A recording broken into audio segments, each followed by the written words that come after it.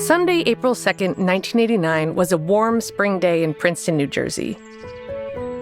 For Sissy Stewart, that meant gardening, keeping up appearances around her stately home, as was expected in the affluent borough. But first, surely, there was time for Bloody Marys. Sissy Stewart, who was 74 but never acted her age and wasn't about to start, mixed a couple cocktails around lunchtime for herself and her good friend, Doris Mellinger. They sipped the drinks on antique furniture in her tidy living room.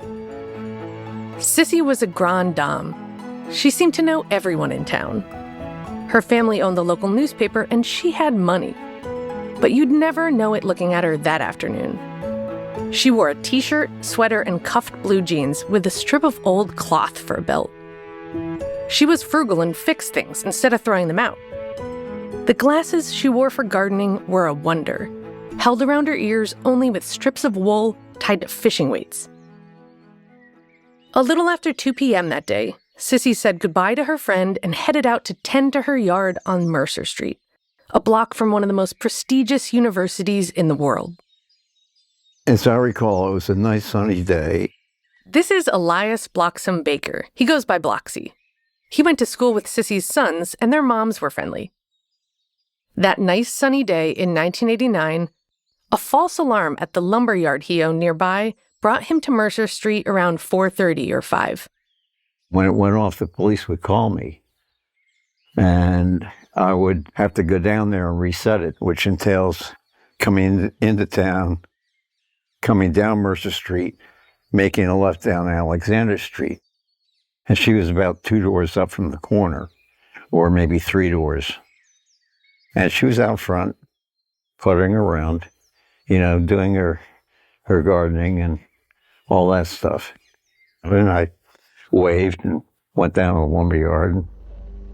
Later, to police, this sighting would be crucial, because Bloxy was the last person to see Sissy alive. Besides, of course, her killer. So you think you gave her a wave and... That was it. And I made the left and went down to the lumber yard, and then when I came back going home, I don't recall seeing her. While she worked, Sissy was in and out of her basement. Specifically the dank, dingy room where she kept her gardening tools. It was accessible by a few steps down under the side porch. There was a heavy door at the bottom, hidden in shadow. And it was in this room that Sissy Stewart was murdered. Someone stabbed her 5 times in the back with a small knife, then padlocked the exterior basement door, entombing her. The body of the grande dame grew cold as the sun set on this seemingly perfect Sunday. Sissy's son and daughter-in-law realized she was missing the next day and began searching for her. But they never checked the basement. Both cellar doors were locked from the outside, so someone would have had to lock her in there. And who would suspect foul play in a place like Princeton on a day like this? There are endless questions about the death of Sissy Stewart. But answers, evidence, hard facts, even reliable memories seem elusive in this case. And that's why we're diving into it today, 35 years later. Because her killer has never answered for the crime. Because it's a case that still haunts some, while others, even some people who knew her, seem satisfied to see it fade from memory and newspaper headlines. It's circumstantial, but it's very strong circumstantial. I mean, nobody just walks up the road and stabs somebody. I'm not comfortable saying who was eliminated at this point because it is still open. When they can identify that person with 100% accuracy, you can ask me that question then, and I'll tell you exactly what the motive is. This is In the Shadow of Princeton, a podcast from NJ.com and the Star Ledger.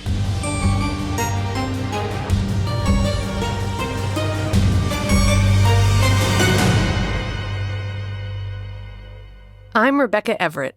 And I'm Kevin Shea. I've been a beat reporter here in Mercer County, New Jersey for more than 20 years. And I've been asking questions about this case the entire time. I just can't let it go. I know, you've been following this case since I was in the 7th grade? Yeah, and I thought I knew it pretty well. But now that we've spent 8 months digging into the case, I realize that what's been publicly reported doesn't even scratch the surface. Absolutely. It's a maddening, twisting, decades-long journey that investigators have been on. Almost Zodiac-esque. And that's how I felt as we peeled back layers of this case for our own investigation. One day, I'm sure I know what happened, and then a source's next sentence completely contradicts it. And then, just when I'm ready to tear my hair out, you, Kevin, get a call from an FBI boss who's been dodging you for 5 months. And we're back in the chase. So after peeling back all those layers, we're telling the full story, really for the first time. The story of Sissy Stewart, a woman who spoke her mind and held her own. The story of how she was murdered and hidden with a pocket knife and a padlock by a killer who left nothing behind for desperate investigators to cling to. The story of 1989 Princeton, where today's Masters of the Universe were students buying shitty weed and fake IDs. And where one group of friends would much later end up under a police microscope for a wild weekend they either can't remember or don't want to. The story of 2 dedicated investigators who over 2 decades considered theories from a Whitney Houston stalker to a violent serial prowler to the explanation you usually only see in crime thrillers. A conspiracy involving Sissy's own family, possibly with the help of a Princeton University student who'd later become a prominent figure. In reporting this project, we reached over 100 sources and interviewed 60 of them, including former investigators who dug up old notes and shared their hopes that this case will be solved. But we've gotten a different reaction from some of those who knew Sissy, or her family. Why not just leave it alone? Let it rest. Let her rest. It's ancient history. But that doesn't sit well with us. I don't think it should sit well with anyone. The bottom line is, someone got away with murder, committed the perfect crime, and walked free. The first stories reporting Sissy's murder said that she was found by her older sister, Margareta Cowenhoven. That's true. But there was another person who went down the basement stairs with Margareta. Sissy's house cleaner. But she's always been kind of a mystery, and she's never spoken publicly about it. The public never even knew her name, and that's how she wants to keep it. She was a very nice lady. Why they did this to her is a mystery. She sat down with us last spring, but she didn't want to be recorded or have her name used. We'll have a voice actor read some of what she told us. She was 38 at the time of the killing. She cleaned Sissy's house every Tuesday morning for $40. I came to work that day. I don't know why they let me in knowing the problem. They should have sent me back home. The problem? Sissy was missing. Her son Jeb and his wife Sheila had been looking for her since Monday. And on Tuesday morning, they were at Sissy's house with her sister Margareta. Jeb and Sheila went to make a missing persons report around 10:30. That left the cleaner alone with Margareta. The 2 women decided to search the house again, top to bottom. When we got near the basement door, I said, "Let's go to the basement." And she said, "Oh no, my nephew told me not to go there." I said, "Why?" And she said, "Because it's locked, so how is she going to be there?" I said, "Let's go anyway." They went down the stairs, and Margareta turned on the main light. The police report sets the grisly scene. The door leading into the smaller back room was ajar. Through it, in the weak light, she could see a body. Her sister's body. It was horrible. We were both shaking. We forgot the police phone number because you forget everything in that moment. Before we get to what happens next, we need to introduce you to someone. He's going to be our guide through the first phase of this investigation. Kevin, I remember when we started making calls to law enforcement on this case, everyone said, "Have you talked to Ralph? You should talk to Ralph." Ralph Teresiano. I knew his name because he was kind of a legend in the Princeton police because of a 1997 bank robbery. A robber held a woman in a headlock, pointing a gun at her head. They were in an elevator, and when the doors opened, Ralph shot the man and saved the woman. But he was never one of those cops looking to get his name in the paper. He still isn't now. We did finally get to sit down and interview him. I remember one of the first things he said was that the Stewart case was an open wound. I don't obsess over it, but it's there. And I mean, a lot of what I told you was taken off notes of an outline I did over 30 years ago that I kept all this time. He was a tenacious cop, and he's a serious guy. When we talked with him in his study, he sounded like he was testifying in front of a jury. He looks young for his 63 years and now runs his own paving business. He remembers so much of this fateful Tuesday morning, April 4th, 1989. Sissy's son, Jeb, and his wife, Sheila, were at the police station filling out a missing persons report. That's when the call came into dispatch. The call from Margaretta. I was told that they found the body unattended and to respond. And with that, Ralph and the other detectives headed to 34 Mercer Street, where the so-called unattended death was about to become the borough's first homicide in more than a decade. There was only two ways to get in the basement. From the kitchen, downstairs, I went to the main room of the basement. And then there was an outdoor entrance underneath the porch, which took you to the room where the body was found. You can see photos of this on our website, as well as a diagram of the room. It's a small space on the southeast end of the basement, roughly 12 by 13 feet. It was dirty and cluttered with items in storage and Sissy's gardening supplies. I saw Miss Stewart lying there. She was on her right side. There was some dried fluid by her nose and mouth. There was some dark stains on her sweater, which very faint in the back. It was obvious that she was dead. She was pale. There was no chest movements. She was cold to touch. And the clothes she was wearing?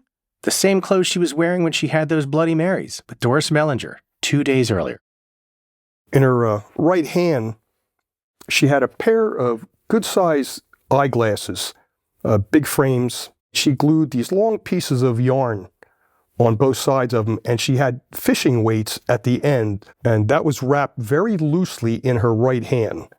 And the clothes were undisturbed. The pockets weren't turned inside out. So initially just laying there, and there no sign of a struggle. Right. If there'd been a struggle, you're not still holding on to your glasses. Those glasses would have broke. Yeah. Sissy's body was lying across an electrical cord, pulled partly from the socket. So electrocution seemed at least possible to the detectives. But then the medical examiner arrived. She slid her gloved hand up the back of Sissy's blood-stained sweater. She felt the 5 stab wounds. This was a murder. Ralph climbed the basement stairs to the first floor, where his captain, Thomas Mashad, was waiting with Sissy's son, Jeb. When he was told by Mashad that it appeared to be a homicide, and he said, well, of course it is. And what did investigators have to work with as they tackled their first homicide in more than a decade? A footprint on the dirty floor. Very little in the way of forensic evidence. No murder weapon, 0 witnesses, and few promising leads. So it's clear that someone wanted her dead, and they didn't want anyone to find her. But beyond that, nothing has been clear. And we've spent months trying to answer a series of troubling questions. Is this case unsolvable? Was the killing random? Revenge? A robbery gone wrong? A crime of passion? Or to keep Sissy quiet? And why does it feel like no one besides investigators seems to care? So I feel like crime movies and true crime always has to have that quirky, old-school beat reporter character. The person who knows everyone in town, works their sources, gets the scoop. In this story in Mercer County, that's not me. I'm a reporter who makes podcasts. I've lived in New Jersey close to 8 years, but I'd never been to Princeton. I mostly cover crime, and there isn't much of it there. But luckily, we have Kevin. He's been the beat reporter here at our sister newspaper, The Times of Trenton, for about 2 decades. covering everything in the county and then driving back to his family on the Jersey Shore, listening to 80s and 90s punk with his surfboard in the back of his van. Through it all, he's wanted to investigate this case. And over Christmas break of 2022, as I was trying to find my next podcast topic, he convinced me. This was it. Here's part of our phone call. So tell me about your meeting. It sounds exciting. Yeah, so I met with this person yesterday, and I learned more about this case than I ever have. It's a lot of information, and it goes back to the day of the crime, until years later when it was reinvestigated in 2003, and it's eye-opening to me. It really is. It was either this call when you hooked me, or it was when you met me on New Year's Eve in an outlet mall parking lot with a stack of leaked documents you'd finally got your hands on. Yeah, and it only took 25 years. So the Times of Trenton covered the 10-year anniversary of Sissy Stewart's death in 1999, and I was new at the paper. It was such a mystery. I asked police about it for years, and eventually, one of them surprised me completely by just telling me, by the way, this is who we think did it. It felt like he kind of saddled me with it. Like, here's the answer, your move. So when we started this project, you could get these law enforcement sources to talk. But usually when you're reporting on cold cases, the victim's family is talking too. They're glad to get the story out there. But in this case, it felt like the opposite. Yeah, which was unusual. We tried to talk to everyone in Sissy's family who knew her well or could tell her story. Most never returned our calls or letters. A few did, but they declined to talk to us. Jeb Stewart died in 2007. His son, Craig, declined to be interviewed through his attorney. Sissy's other son, filmmaker Charles Stewart, wouldn't do an interview. Decades ago, he actually made a documentary about Sissy's death, which we were excited to see. But he told us we couldn't use any audio from it.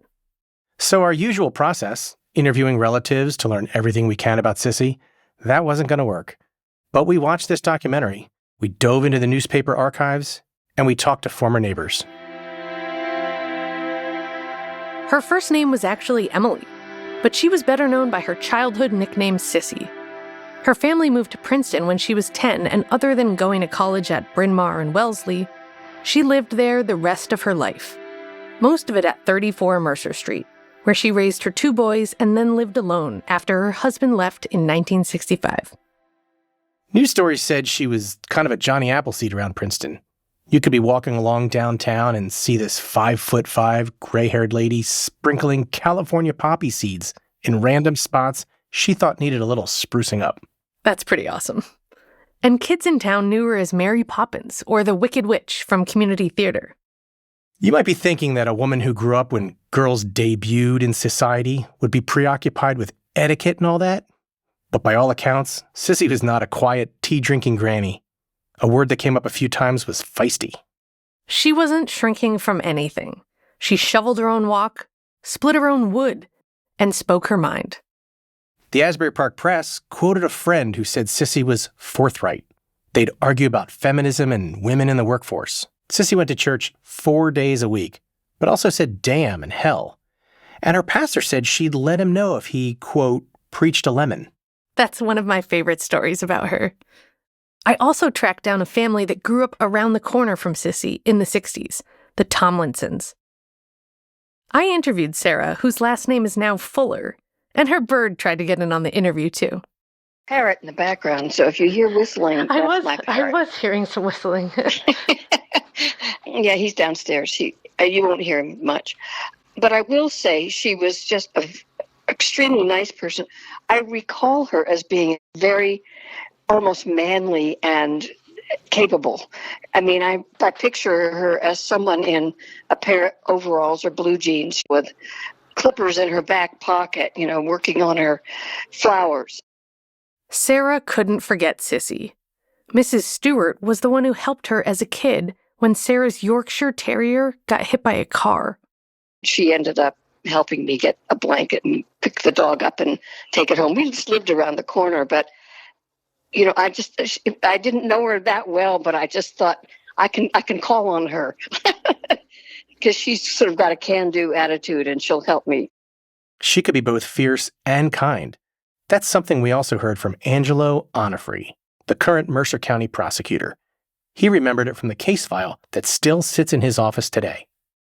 Mrs. Stewart was always described as a very caring person, but she loved an argument. And the way that her sisters always described it was she'd argue about anything. But once you were done, everything was forgotten and they were family again. They also said she was a very trusting person, that if someone came to the door, there was an example, if, a religious group came to the door, she'd be the kind of person that would let them in and talk to them and then give her opinion. Sissy looked out for her neighbors and was, kind of surprisingly for Princeton, concerned about crime. Articles said she was one of only a few residents to show up for a community crime watch meeting the year before she died. Then in April of 1989, there was a community crime meeting because she died. Police and a local social worker wanted to help neighbors deal with the trauma and fear from the unexplainable murder of a prominent woman. It sort of defied all the stereotypes during the day, on the weekend, sunny, people out and about, all those things we don't associate with vulnerability. This is that social worker, Rebecca Winborn. She said when I called, her pulse quickened because she could remember the feeling after the killing. Horror, even terror. I looked it up yesterday, and Easter was actually the week before. But there was this kind of sense of this tragedy in this beauty, that combination of the season, and she had been out gardening. It wasn't a time of rebirth, it was a time of death somehow. People had a false sense of security, she said. Like things like this just couldn't happen in Princeton, especially not a block from campus. And I can definitely believe it. It isn't just that Princeton is quiet and affluent. It feels like the university lends a sort of wholesomeness to the town. I remember the first time I went there, it was pouring rain, and I was still struck by how beautiful it is. You have these idyllic estates and mansions, and then you drive into the center, and it looks like if you wanted to build a movie set of a picturesque, classic American downtown. In 1989, the last murder had been 11 years earlier. It was solved overnight, literally. The attacker called the police himself to report he'd stabbed someone. But the killing of Sissy Stewart, the idea of a crazed killer on the loose, it was deeply disturbing to this little town. Another neighbor who knew Sissy, Jeremiah Ford III, told me it was like the queen of the neighborhood had been assassinated.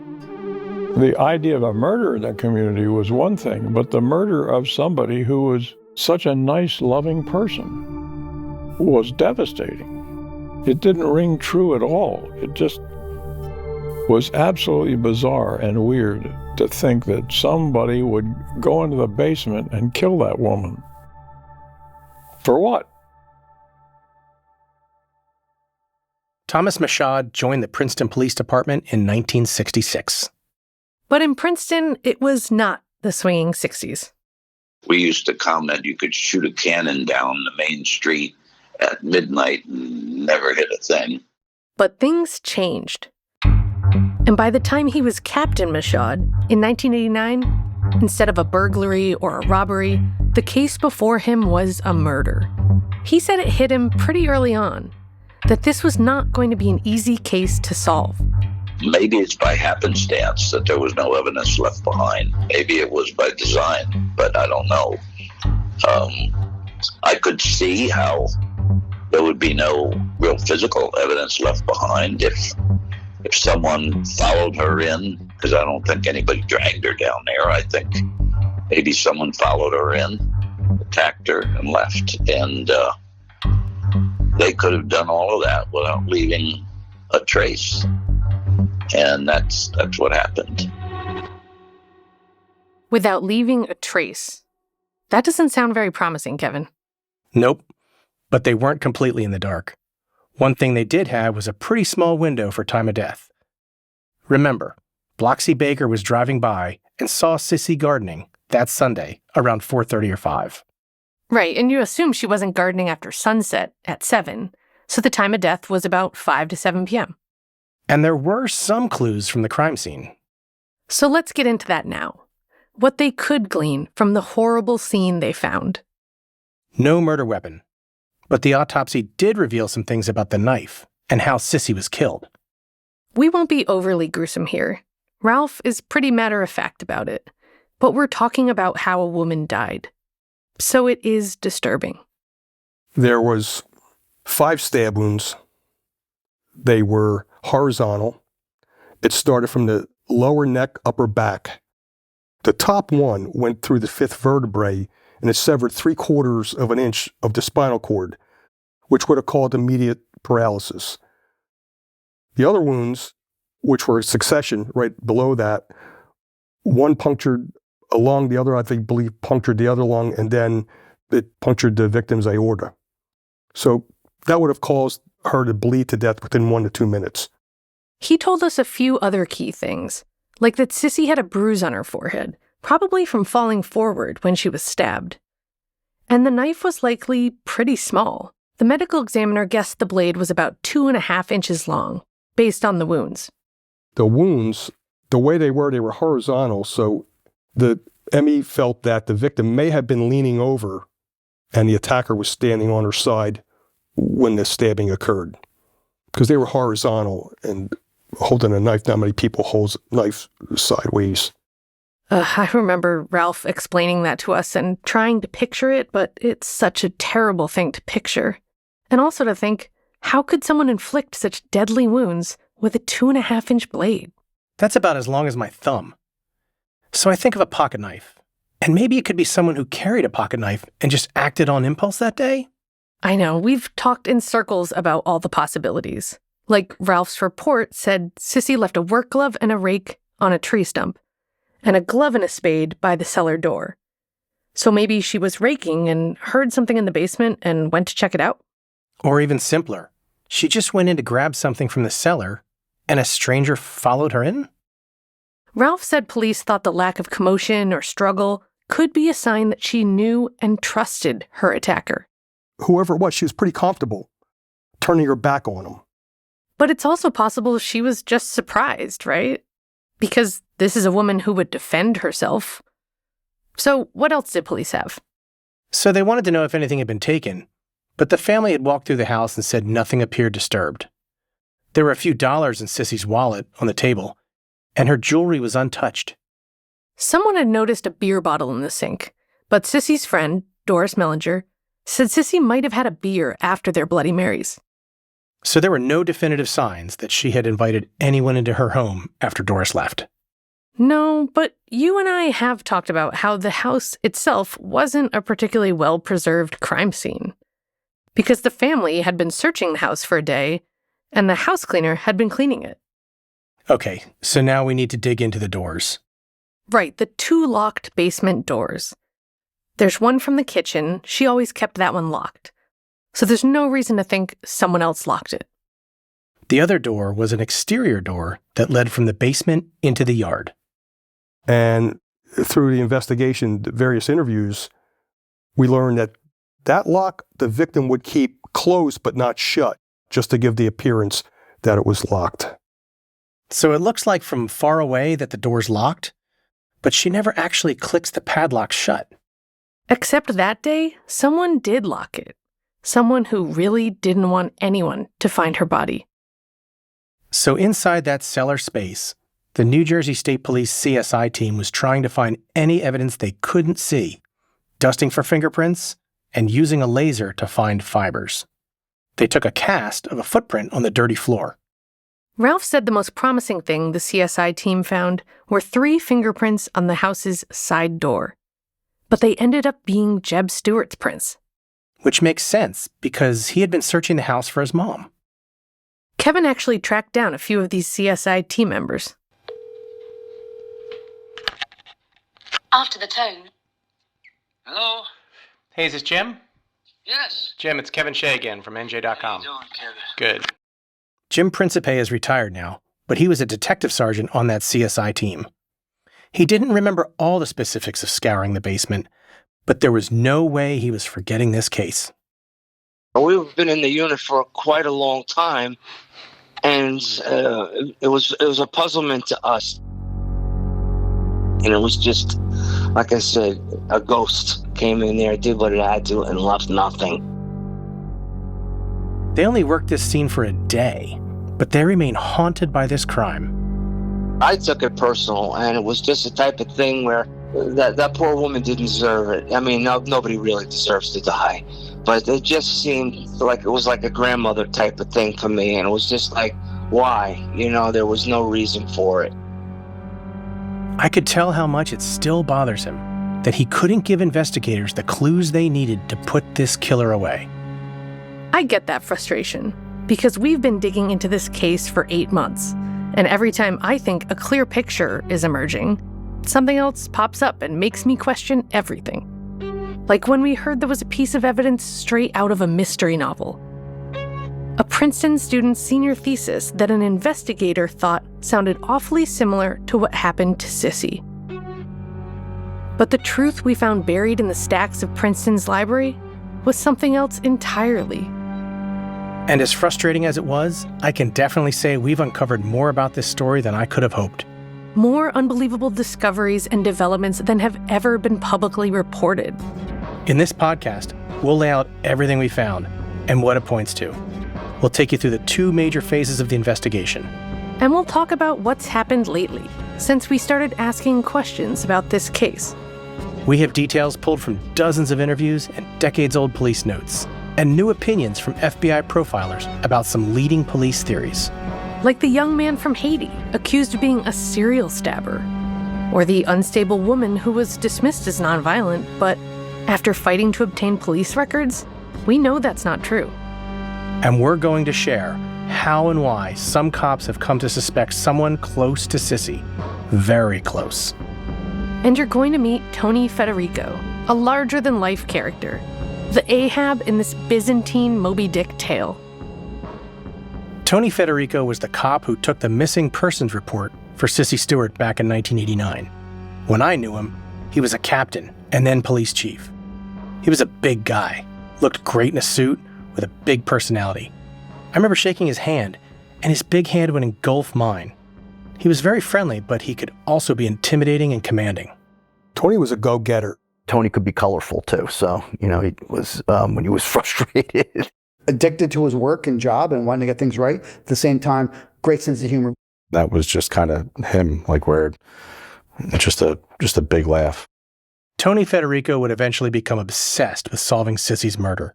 It never sat well with him that this horrible case in his hometown was unsolved.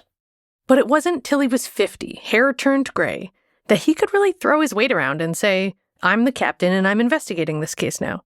He wasn't a detective, so it was pretty unusual. And I think you can say he worked it in a pretty unusual fashion.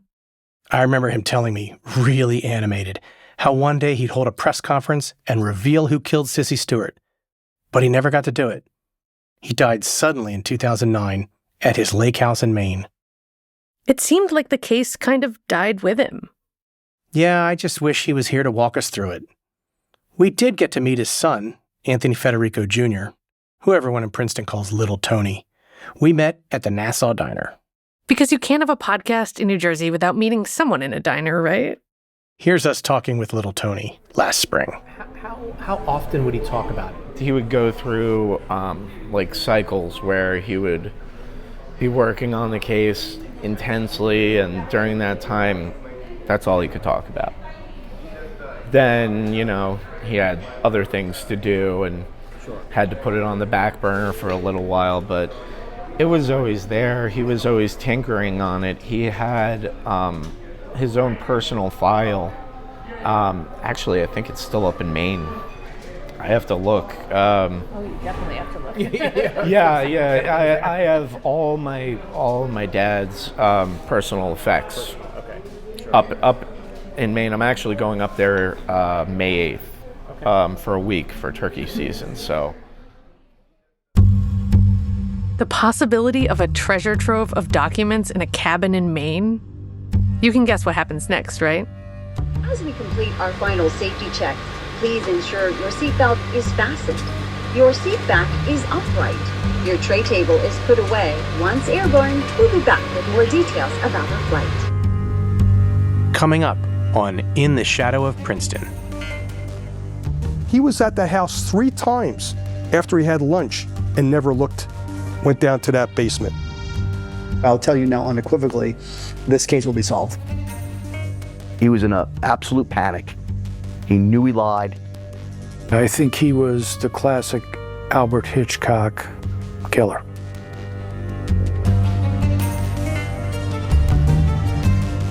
In the Shadow of Princeton is a production of NJ Advanced Media. Reporting is by me and Rebecca Everett. Rebecca wrote and produced the podcast. Christopher Kelly and Jeff Roberts are executive producers. Our sound engineer and composer is Blake Maples. James Shapiro is our associate audio engineer. Our voice actor is Natalie Patterson. Our website was designed by Allah Salim. Special thanks to all our sources who agreed to talk to us. You can visit theprincetonmurder.com for more about the story, including photos and other extras. And you can email us at inbox@theprincetonmurder.com. Follow In the Shadow of Princeton. And if you're enjoying it, please rate and review it and help us spread the word.